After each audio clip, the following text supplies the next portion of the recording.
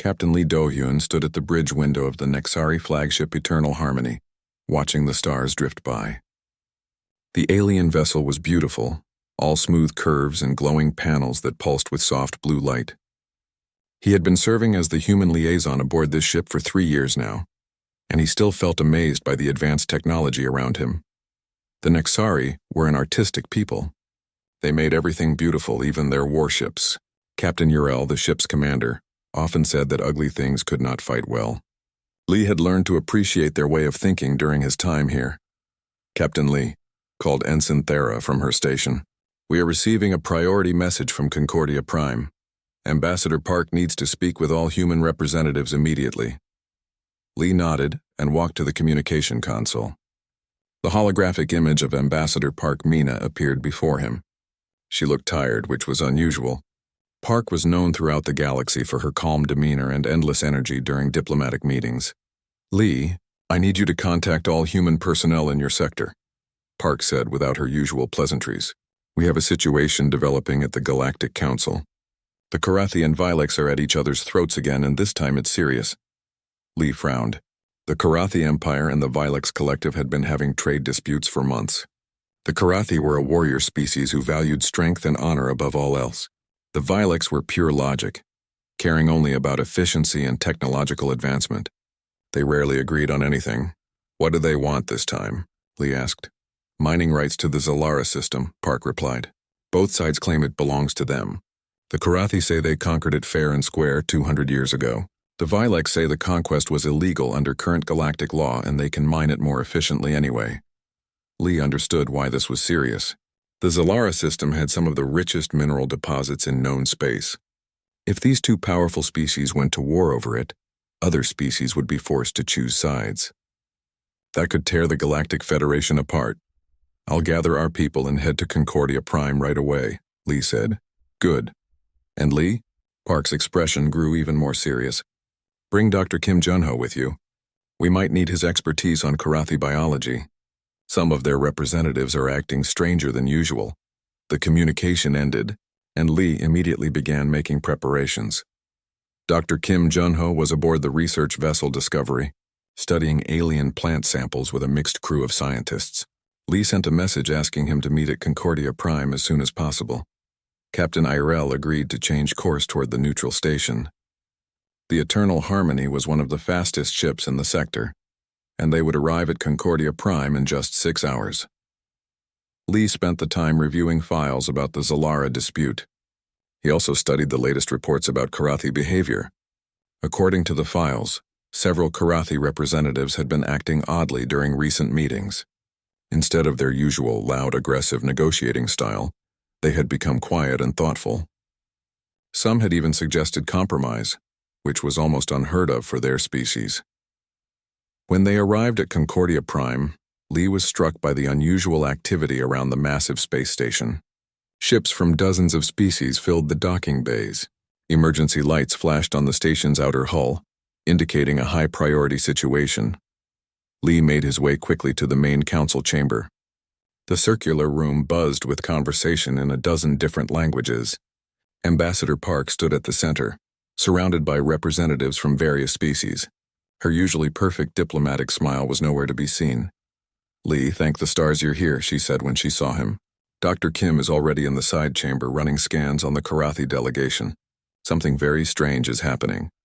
Lee followed her to a smaller room where Dr. Kim Junho was studying readouts from a medical scanner. 3 Karathi warriors stood nearby, looking confused and uncomfortable. Karathi were large reptilian beings with thick scales and powerful builds. These 3, however, seemed different somehow. They stood straighter, and their eyes held an intelligence that Lee had never seen in their species before. "The readings are impossible," Dr. Kim said quietly to Lee and Park. "Their brain activity is off the charts. Neural pathways that should be dormant are lighting up like fireworks. It's as if they're using parts of their brains that their species has never accessed before." One of the Karathi, Commander Thektar, stepped forward. "Human doctors, we feel different. Strange thoughts come to us. We see the Vilex point of view. We understand their logic. This has never happened before." Lee exchanged glances with Park. Karathi were known for their inability to see any perspective but their own. For Commander Thektar to admit understanding the Vilex was like a fish saying it could fly. When did this start? Park asked gently. 3 days ago, Thektar replied. During the night cycle on our homeworld. Many of us woke with new thoughts, new understanding. Our war chiefs do not know what to make of it. Before anyone could respond, an alarm sounded throughout the station. Emergency lights began flashing, and a voice announced over the communication system. All personnel report to emergency stations. We have lost all contact with Earth. Repeat, all contact with Earth has been severed. Lee felt his blood turn cold. Earth was the center of human space, home to billions of people and the headquarters of human government. Losing contact was impossible with their advanced communication networks. That can't be right, Park said, rushing to a communication console. Earth has dozens of backup systems. Quantum entanglement communicators that can't be blocked or jammed. She worked frantically at the controls, trying different communication channels. Lee and Dr. Kim joined her, adding their access codes to try military and scientific networks. Nothing worked. Every channel to Earth showed the same result: complete silence. Try the colonies, Lee suggested. New Seoul, New Busan, the mining stations around Jupiter. Park's fingers flew over the controls. One by one, they tried to contact every human settlement in known space. The results were all the same. Not one human colony ship or outpost was responding to their calls. This is impossible, Dr. Kim whispered. Even if Earth was destroyed, the colonies should still answer. They have independent communication systems. Lee felt a growing sense of dread. Around them, representatives from other species were gathering, all talking at once. The Vilex delegation was running probability calculations on their portable computers. The Nexari were trying to create artistic interpretations of what might have happened. Everyone had theories, but no one had answers. Ambassador Park stood in the center of it all, trying to maintain diplomatic calm while clearly fighting panic. We need to send ships to investigate, she announced. The fastest vessels from each species, working together. As the various delegations began organizing rescue missions, Lee couldn't shake the feeling that something fundamental had changed. The universe felt different somehow, as if a great weight had shifted. Earth's silence was not just a communication problem. It was something far more significant, and somewhere in the back of his mind, Lee began to hear a very faint sound. Like whispers in a language he had never learned but somehow understood. The whispers were calling him home. The joint fleet arrived at Earth's solar system after 3 days of traveling at maximum speed. Lee Doyen stood on the bridge of the lead ship, a Vilex science vessel called Logic's Edge. The logical aliens had insisted their ship should lead the investigation because of its advanced sensor arrays. Preliminary scans complete, announced the Vilex science officer in its flat, emotionless voice. Planet Earth shows normal atmospheric conditions, stable orbital mechanics, and no signs of destructive events. However, electromagnetic signatures are unusual. Lee leaned forward to study the readings on the main screen. The data made no sense. Earth looked perfect from space, exactly as it should, but something was wrong with the energy readings coming from the planet. Define unusual, said Commander Earl from the Nexari ship Song of Stars. The artistic aliens had insisted on joining the investigation, claiming they could sense emotional disturbances across space. Energy output from human technology has increased by 347%, the Vilex replied. This should not be possible with known human technology. Additionally, we detect organized patterns in Earth's communication networks, but no actual communications. Dr. Kim Junho, who had transferred to the investigation fleet, looked up from his portable scanner. I'm reading human life signs across the planet, but they're all showing the same strange pattern. Elevated brain activity, but no movement, no response to external stimuli. Lee felt a chill run down his spine. You mean they're all unconscious? Not unconscious, Dr. Kim corrected. More like focused, deeply focused on something we can't detect. The fleet moved closer to Earth, passing through the orbital stations that surrounded the planet. Each station was functioning perfectly, maintaining its position and running all systems normally. But when they tried to contact the human crews, there was no response. Take us to Station Alpha, Lee ordered. I need to see this for myself. Station Alpha was the largest orbital platform, home to nearly 50,000 people. As their ships docked, Lee could see through the windows that the station's lights were on and its systems were running.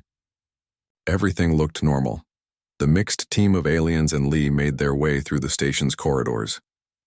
They found the first humans in the main control center. A dozen technicians stood at their stations, hands resting on their controls, eyes closed, breathing slowly and steadily.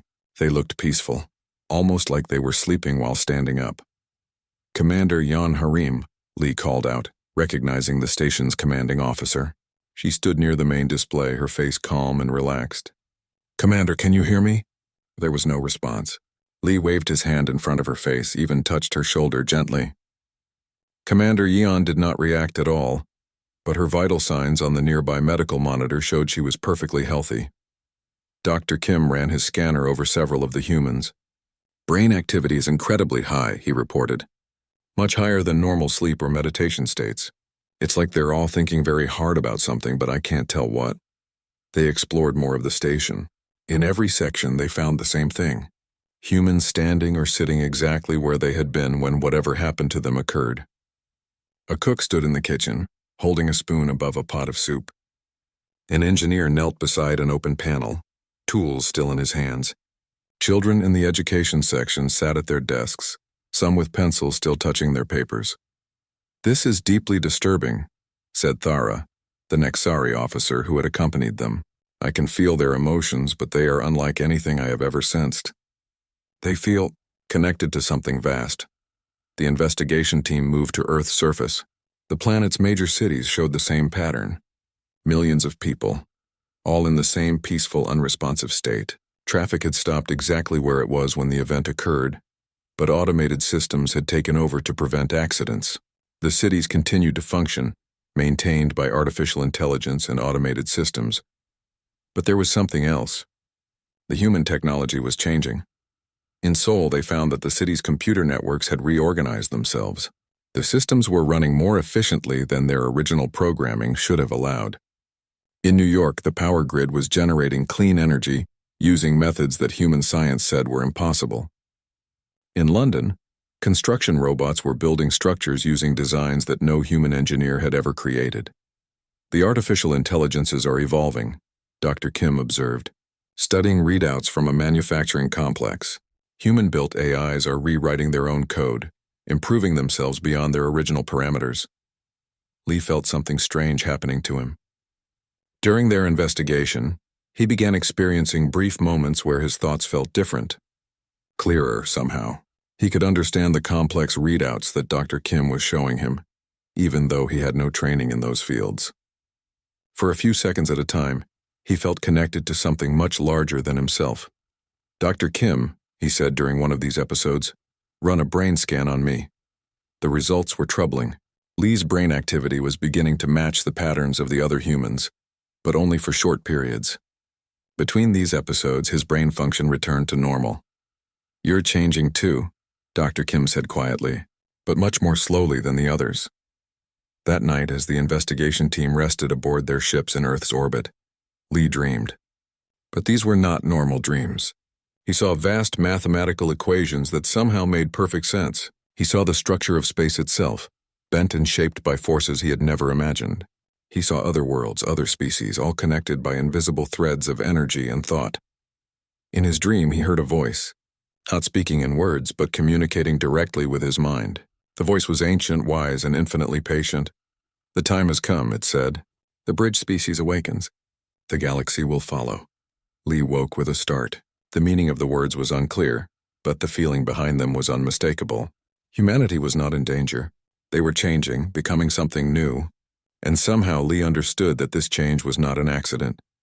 He found Dr. Kim in the ship's laboratory, still studying brain scans and energy readings. The scientist looked exhausted but excited. "Lee, you need to see this," Dr. Kim said, pulling up a display. "I've been analyzing the data from Earth and the other human colonies. The pattern is spreading." "What do you mean?" "Every human settlement, every human ship, they're all showing the same transformation. But more than that." Dr. Kim highlighted several points on a galactic map. "Look at the aliens who have been in close contact with humans. The Karathi are showing increased empathy. The Vilex are developing intuitive thinking. The Nexari are having scientific insights that should be impossible for their species." Lee stared at the data. "You're saying humans are causing changes in other species?" "Not causing," Dr. Kim corrected. Triggering. It's like humanity has become a catalyst for some kind of evolutionary process. Before Lee could respond, alarms began sounding throughout the ship. On the main display, they could see new contacts approaching from the outer solar system. Ships unlike anything in the galactic database were entering human space. The ships were beautiful and terrible at the same time. They seemed to be made of pure energy shaped into solid form. As they approached, Lee felt the whispers in his mind growing stronger. Unknown vessels.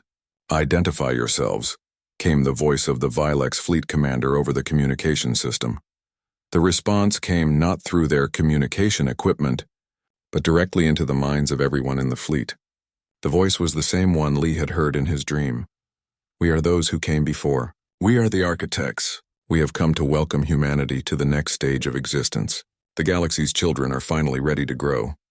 Lee felt his consciousness beginning to expand again, but this time it was stronger, more permanent. He was changing, becoming something more than human, and through his expanding awareness he could sense that every species in the galaxy was about to face the same transformation. The silence of Earth was not an ending. It was a beginning. Lee Doyen felt his mind expanding like water breaking through a dam. Information flowed into his consciousness from sources he could not identify. Ancient knowledge, cosmic truths, and the deep history of the galaxy all became clear to him in moments that lasted both forever and no time at all. Through this new awareness, he understood what the architects were trying to tell them. The beings of pure energy surrounding their fleet were not aliens in the traditional sense. They were what remained of a species that had transcended physical existence millions of years ago. They had been waiting, watching, guiding the development of younger species toward the same transformation. Lee, Dr. Kim's voice seemed to come from very far away. Your brain patterns are spiking again. Stay with us.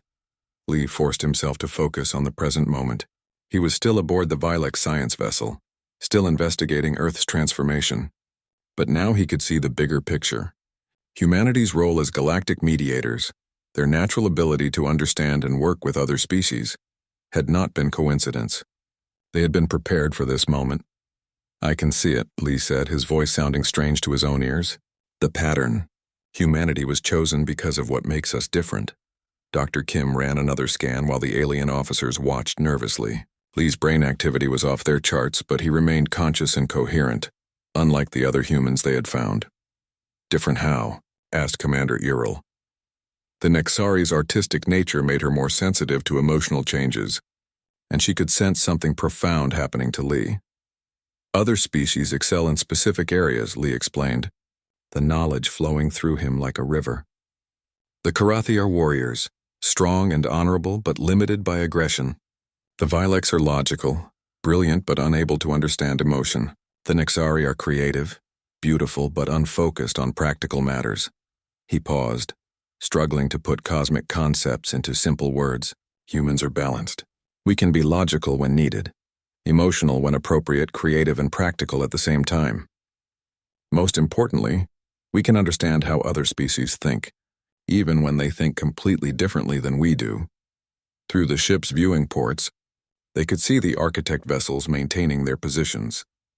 The energy beings were waiting patiently, not threatening or demanding, simply present.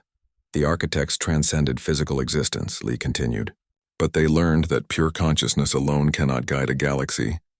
They needed a species that could remain connected to physical reality while developing higher awareness, a bridge between the transcended and the still evolving.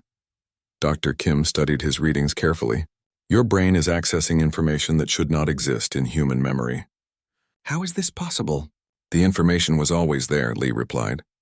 Hidden in our genetic code, in the quantum structure of our consciousness. The architects planted seeds in many species across the galaxy, but only humans developed the right balance of traits to activate those seeds safely. As Lee spoke, reports began coming in from across the galaxy. Every ship, every station, every colony with human presence was reporting the same phenomenon. Humans entering the same peaceful, focused state they had found on Earth. But more significantly, other species were beginning to change as well. A Karathi battle fleet near the Rigel system reported that their warriors were laying down weapons and offering aid to former enemies. Vilex research stations were developing new technologies based on intuitive leaps rather than pure logic. Nexari art colonies were creating scientific instruments that worked better than anything designed by traditional methods. It's spreading, Dr. Kim observed, like a wave moving out from Earth affecting every species that has worked closely with humans.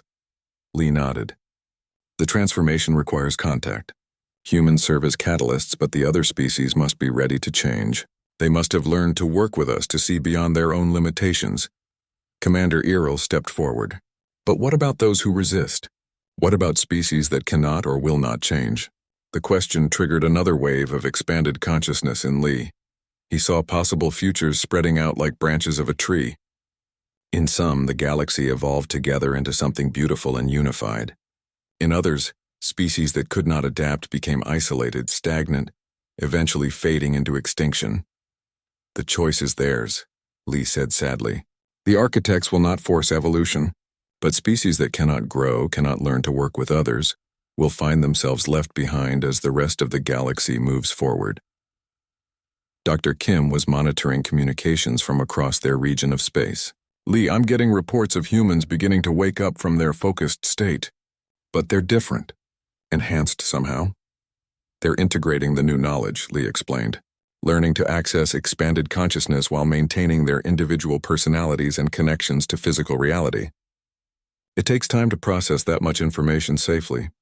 On his scanner, Dr. Kim could see Lee's own transformation progressing. His brain patterns were stabilizing at the higher level, but he remained responsive and aware of his surroundings. How long do we have? Commander Earl asked. The initial wave will complete within days, Lee replied. But full integration will take months, maybe years, and the changes in other species will continue as long as they remain open to growth. The Vilex science officer had been running calculations throughout their conversation. Probability analysis indicates significant social disruption as species adapt to new capabilities. How will galactic civilization maintain stability? Lee smiled, feeling the answer flow through his expanded awareness. That's exactly why humans were chosen. Our role is not to rule or control, but to help other species navigate their transformations, to be guides and mediators on a cosmic scale. Through the viewing port, they watched as one of the architect vessels began to fade. The energy beings were withdrawing, satisfied that their plan was beginning to unfold correctly. They're leaving? Dr. Kim asked. Their direct intervention is no longer needed, Lee explained. Humanity will take over their role as shepherds of galactic evolution, but the architects will remain available if we need guidance. As the last architect vessel disappeared into dimensions beyond normal space, Lee felt a final surge of information flow through his mind. Images of what the galaxy could become if the transformation succeeded. Billions of beings working together, each species contributing their unique strengths while overcoming their individual limitations. Art and science, logic and emotion, strength and wisdom all combined into something greater than any single species could achieve alone. But he also saw the challenges ahead. Not all species would accept the changes easily. Some would fight against evolution, viewing it as a loss of their essential nature. Others would try to use their new abilities for dominance rather than cooperation. The real work is just beginning, Lee said to his companions. Humanity has awakened to its true purpose, but now we must prove worthy of the trust the architects have placed in us. Dr. Kim saved his final scans and closed his equipment. What happens to you, Lee? Will you stay with us or join the other transformed humans? Lee considered the question carefully. His consciousness now spanned far beyond his physical body, connecting him to every awakened human across the galaxy, but he also remained grounded in his individual identity and relationships. I'll stay, he decided. My role is to be a bridge between what humanity was and what we're becoming, to help our alien friends understand the changes and find their own paths to growth. Commander Earl nodded approvingly. The Nexari have always believed that the most beautiful art comes from combining different elements in harmony. Perhaps this transformation will create the greatest masterpiece the galaxy has ever seen. As their ships began the journey back to Concordia Prime, Lee felt the whispers in his mind growing stronger, not the ancient voice of the architects this time, but the collective consciousness of humanity itself. Millions of voices speaking as one, yet maintaining their individual thoughts and personalities. They were calling him home, not to Earth, but to his true purpose. The galaxy was about to change forever, and humanity would be there to help guide it through the transformation. The choice came to Lee Do-hyun in the depths of space, aboard a transport vessel carrying him toward the edge of known galaxy. 6 months had passed since the transformation began, and reports were arriving of something massive approaching from the galactic core. Not ships this time, but the architects themselves returning in their true form. Lee stood in the observation deck, watching stars shift past the viewport. His consciousness existed simultaneously in his physical body and in the vast network of human minds across the galaxy. Through this connection, he could feel the progress of the transformation. Most humans had successfully integrated their new abilities. Other species were adapting at different rates, each finding their own path to enhanced existence. Dr. Kim Junho approached, carrying a datapad filled with the latest reports. His transformation had been complete for months now, but he still maintained his scientific curiosity and methodical nature. "The readings are getting stronger," Dr. Kim said. "Whatever is coming, it's bigger than anything we've encountered. The architects that visited before were just scouts compared to this." Lee nodded, his awareness already touching the approaching presence. Through the collective consciousness, he could sense the anticipation and fear of billions of minds across the galaxy. Some species had embraced their transformation eagerly. Others resisted, clinging to old ways of thinking and being. "They're coming to evaluate our progress," Lee said, "to see if we're ready for the next phase." "Next phase?" Dr. Kim looked concerned. "I thought the transformation was complete." "For individuals, yes. But there's something larger at stake." Lee turned from the viewport to face his friend. "The galaxy itself is evolving, Dr. Kim, and evolution requires choice, not just from individuals but from entire civilizations." Ambassador Park Mina's voice reached them through the ship's communication system. She was coordinating responses from the temporary headquarters on Concordia Prime, working with representatives from dozens of species to prepare for whatever was coming. "Lee, Dr. Kim, we need you in the main conference room. We're receiving transmissions from the approaching entities." They made their way quickly through the ship's corridors. The vessel carried representatives from 12 species, all working together to establish first contact protocols with the returning architects. The cooperation would have been impossible before the transformation. Now it felt natural, each species contributing their unique strengths to the common effort. In the conference room, a massive holographic display showed the edge of the galaxy. Space itself seemed to be bending and shifting as something unimaginably vast approached. The distortion was beautiful and terrifying at the same time. "They're not traveling through space," observed Elder Zix from the Vilex Collective. The logical being's enhanced intuition allowed them to perceive patterns that pure analysis could not reveal. "They are moving through dimensions we cannot measure." Commander Thekatar studied the display with warrior's eyes enhanced by new empathy. "If they wished to harm us, we would already be dead. This is something else, a test perhaps, or a judgment." Representative Scylla of the Nexari created a light sculpture that somehow captured the essence of what they were seeing. Her art had become a form of scientific instrument, capable of revealing truths that sensors missed. They carry within them the history of countless species, countless choices. Some lead to transcendence, others to extinction. Lee felt the collective consciousness providing him with insights that spanned millions of years. The architects had guided many galaxies through this same process. Most had failed. Some species had gained power and used it to destroy their neighbors. Others had become so focused on individual advancement that they forgot how to cooperate. A few had achieved balance, but none had managed to bring their entire galactic community along with them. "This is different," Lee said aloud, sharing his realization with the group. Previous transformations focused on single species advancing alone. "We're attempting something that has never been tried before. The simultaneous evolution of an entire galactic civilization." The display suddenly shifted, showing not the approaching architects but a direct communication from them. The message appeared not as words or images, but as pure understanding flowing directly into their minds.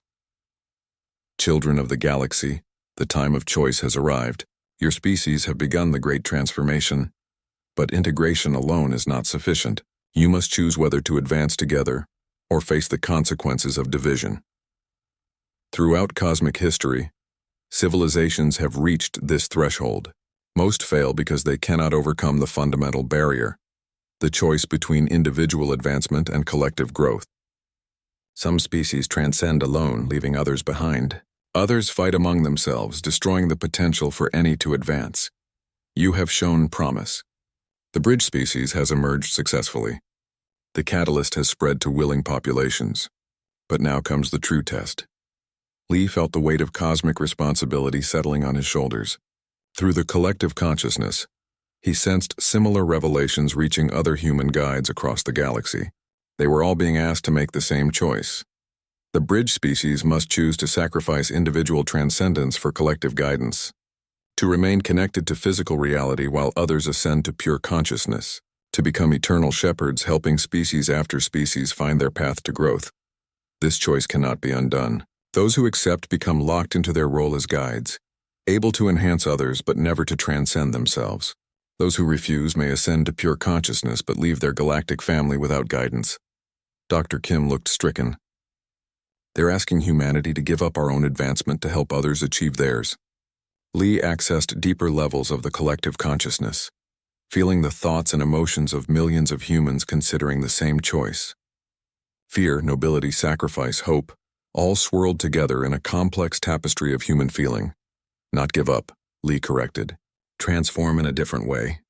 Become something that has never existed before, a species that chooses service over self-advancement. Commander Thektar spoke with the wisdom his transformation had brought him. This is the greatest honor imaginable, to be trusted with the growth of entire civilizations, but also the greatest burden. What happens if we refuse? Asked Representative Silla. The answer came not from the architects but from Lee's expanding awareness. The transformation continues, but without guidance it becomes chaotic. Species advance at different rates, creating instability. Eventually, conflict erupts between those who transcend and those who cannot. The galaxy tears itself apart. But if we accept, Lee continued, humanity becomes something unique in cosmic history, a species that chooses to serve as eternal guides, helping every willing civilization find its path to advancement. We become the foundation upon which galactic evolution builds. Elder Zix processed the implications with enhanced logic and intuition combined. The mathematics are clear. Without guidance, the probability of successful galactic transformation drops to less than 3%. With humanity serving as shepherds, the probability rises to over 90%. Lee felt the collective consciousness reaching consensus. Across the galaxy, humans were making the same choice individually and together. The decision was not unanimous. Some chose individual transcendence, but the majority embraced their role as guides. We accept, Lee said, his words carrying the weight of the entire species. Humanity chooses to serve. The moment his decision was spoken, Lee felt himself changing once again. Not the dramatic transformation of the initial awakening, but a subtle shift that locked his consciousness into its current state, while expanding his ability to help others grow. Around him, he sensed the other species beginning their own transformations. The Karathi were becoming perfect protectors, their strength guided by wisdom and compassion. The Vilex were evolving into reality shapers, able to manipulate matter and energy through pure thought enhanced by intuitive understanding. The Nexari were becoming bridges between art and science, creating technologies that were as beautiful as they were functional. Each species was finding its own path to advancement, guided by human shepherds who had chosen service over personal transcendence. The architect's final message filled their minds with approval and ancient wisdom. The choice is made. The galaxy's children are ready to grow. Guide them well, bridge species. The universe awaits what you will become together. As the cosmic entities withdrew to whatever dimension they called home, Lee felt the full weight and wonder of humanity's new purpose. They had become something unprecedented in cosmic history, a species that chose to lift others rather than themselves. The real work was just beginning. Lee Do-hyun stood in the main assembly hall of Concordia Prime, facing representatives from 24 species. The massive chamber buzzed with nervous energy as alien delegates whispered among themselves in their various languages. 3 weeks had passed since the investigation of Earth, and the changes were accelerating across the galaxy. Ambassador Park Mina, who had awakened from her transformation 2 days earlier, stood beside Lee at the central podium. She looked the same physically, but her eyes held a depth that had not been there before. When she spoke, her voice carried harmonics that seemed to resonate directly with the listeners' minds. "Honored delegates," Park began, "we have called this emergency session to explain what has happened to humanity and what it means for all our species." The Korathi delegation, led by Commander Thektar, leaned forward with intense interest. The warrior's recent transformation had been remarkable to witness. Where once he had been quick to anger and challenge, he now listened with patience and spoke with consideration for others' viewpoints. "The humans have become something beyond our understanding," spoke Elder Zix from the Vilex Collective. The logical being's normally flat voice carried traces of wonder, an emotion that should have been impossible for their species. "Our calculations indicate their cognitive abilities have increased by factors we cannot measure." Lee stepped forward, feeling the weight of responsibility on his shoulders. Through his connection to the human collective consciousness, he could sense millions of his transformed kin across the galaxy, all supporting him in this moment. "We understand your concerns," Lee said, "but we are still human. We still value friendship, cooperation, and peace. What has changed is our capacity to help others achieve their full potential." Dr. Kim Junho, now also awakened, activated a holographic display showing brain scans and genetic analyses. The transformation unlocked dormant sections of human DNA, information placed there by the architects millions of years ago. "We have not become alien or artificial. We have become what humanity was always meant to be." A representative from the insectoid Zephyrin hive raised multiple arms in a gesture of confusion. "But why humans? What made your species worthy of this gift?" Park and Lee exchanged glances. This was the question they had been expecting, the one that required the most delicate explanation. "It was not about worthiness," Park explained gently. "It was about necessity. The galaxy faces a challenge that requires cooperation between species with very different ways of thinking. Humans developed the unique ability to understand and work with minds completely unlike our own." Through his expanded consciousness, Lee could see the truth more clearly than ever before. The architects had tried this transformation with other species in distant galaxies. Some had become too focused on logic and lost their creativity. Others had become overwhelmed by emotion and lost their ability to make rational decisions. Some had gained power and used it to dominate rather than guide. "The Korathi exemplify strength and honor," Lee continued, "but traditionally had difficulty seeing other perspectives. The Vilex master logic and efficiency, but struggled with intuitive leaps and emotional understanding. The Nexari create beauty and inspire others but sometimes lack practical focus." He gestured to each delegation as he spoke. "Humans learned to balance all these qualities. We became warriors when strength was needed, logicians when analysis was required, artists when inspiration was called for. Most importantly, we learned to appreciate what made each of you special." Commander Thektar stood, his massive form imposing even when peaceful. "I feel these changes in myself. My warriors and I see conflicts differently now.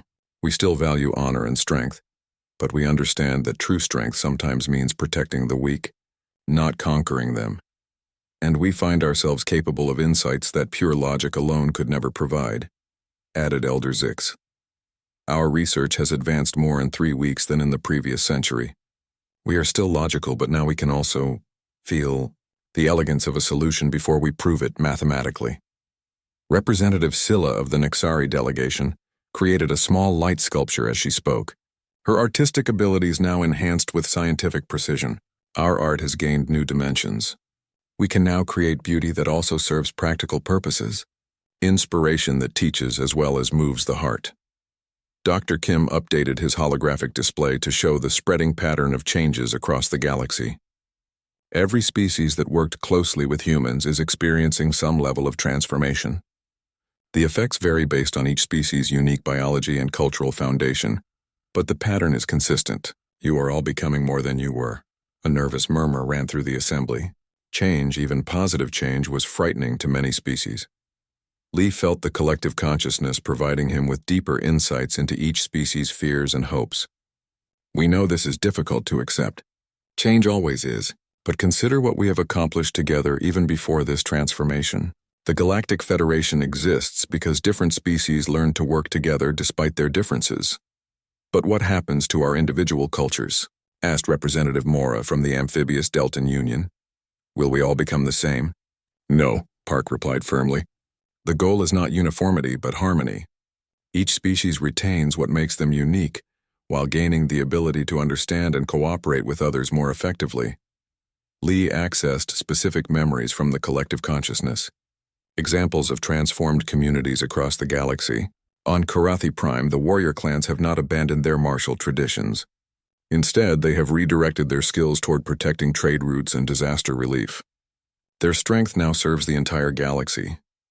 Vilex research stations are making breakthrough discoveries by combining logical analysis with intuitive leaps. They have not lost their love of knowledge and efficiency. They have gained new ways to pursue both. And Nexari art colonies are creating works that serve as both inspiration and practical tools. Beauty and function combined in ways that seemed impossible before. Dr. Kim added biological data to his presentation. The changes are not forced or artificial. They represent the natural potential that existed within each species all along. Human contact simply provided the catalyst to unlock dormant capabilities. Elder scientist Choi Sun-woo, one of the first humans to awaken from the transformation, stepped forward. Her presence radiated calm wisdom that seemed to quiet the nervous energy in the room. Honored friends, she said, I have lived through this change. I can tell you that I am still myself. My memories, my personality, my love for my family and colleagues all remain unchanged. What I have gained is perspective. I can see connections I never noticed before, understand concepts that once seemed foreign, and work with others in ways that benefit everyone. The assembly fell silent as delegates considered her words. Finally, Commander Thektar spoke for many of them. If this transformation is spreading to our species, whether we choose it or not, how do we ensure it serves the good of all? How do we prevent those with new abilities from using them to dominate others? Lee smiled, feeling the warmth of the collective consciousness supporting his answer. That is exactly why humans were chosen as the bridge species. Our role is not to rule but to guide, to help each species navigate their changes and find ways to use their new abilities for the benefit of all. The architects designed this process to be self-limiting, Park added. Those who try to use enhanced abilities for selfish purposes find that their abilities diminish. The transformation only reaches its full potential when used in service of cooperation and mutual benefit. Dr. Kim provided the scientific backing for this claim, showing neural pathway analyses that demonstrated how selfish behavior actually inhibited the new brain functions. The choice remains yours, Lee concluded. Humanity will not force anyone to accept these changes, but for those who are willing to grow, to learn new ways of thinking and being, we will be here to help guide the process. As the session ended, delegates from various species approached the human representatives with questions, concerns, and expressions of cautious hope. Lee felt the collective consciousness processing each interaction, learning how to better serve as guides for their galactic family. The transformation was no longer just about humanity's evolution. It had become about the future of galactic civilization itself. And for the first time since the process began, Lee felt truly optimistic about what they could achieve together.